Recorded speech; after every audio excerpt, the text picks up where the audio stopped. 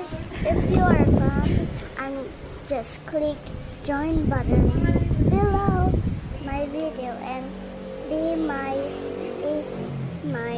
Radio 1 Mega Fan.